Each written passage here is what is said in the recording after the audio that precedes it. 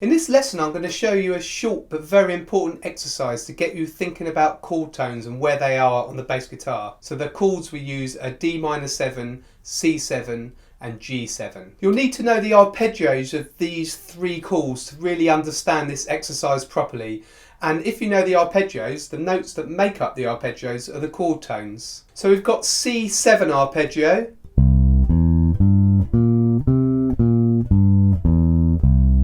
so that's C, E, G, B flat, C. And then we've got D minor arpeggio.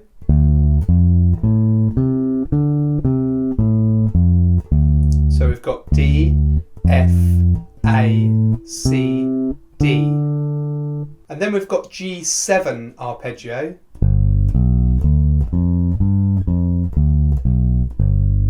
Which is G, B, D, F, and G. Remember, all those notes there are the chord tones of each chord. It's also important for this exercise that you can start the arpeggios starting on different inversions or different intervals. For example, a C7 we can start on E, so we use the open E and we just go up the arpeggio.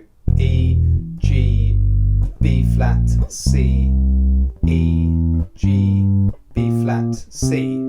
Okay, so that's called an inversion when we start on a note other than the root note. If you need more help with arpeggios and I'm going a bit quick for you, then you might want to look at my first video lesson on chord tones. That's video lesson number 73, and I'll put a card up here now. If you click on that, that will take you to that lesson. So have a good look at the arpeggios and then come back to this exercise. Both that lesson and this lesson come with a PDF of the exercises. You can get that below by clicking the link in the description, and there are tab versions as well if you need those. We'll go back to the exercise now. So behind the exercise, the harmony or the chords are half a bar of D-7, half a bar of C7 and a bar of G7. We then repeat that sequence again. Now the exercise starts on a D-7 and we're going to start with the lowest chord tone of D-7 that we've got on the bass. So on a 4 string that would be an F.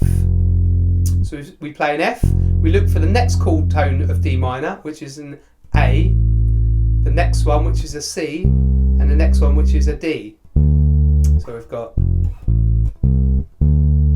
and then we move on to C7 and we're looking for the next chord tone of C7, which is an E. And then we use the next 3 notes of C7.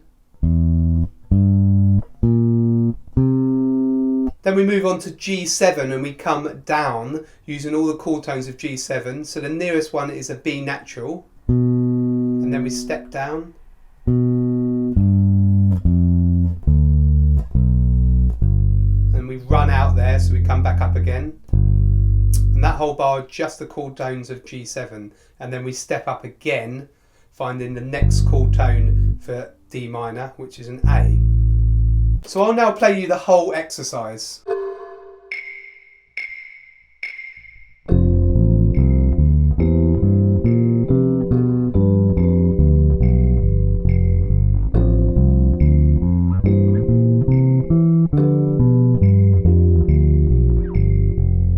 The whole purpose of this exercise is to get you away from thinking about looking at roots only. So when we look for the next chord, we don't head for the root, we head for the next chord tone that we can find. Then when you're playing bass lines, walking bass lines, if you're doing solos, creating fills, then you can take this idea over and that will give you some more interesting lines. Start this exercise really slowly at first. The aim isn't to play this exercise perfectly at speed. The aim is to help you yourself to find the chord tones. So don't get frustrated if it takes you, say, 20-30 seconds to find the chord tones.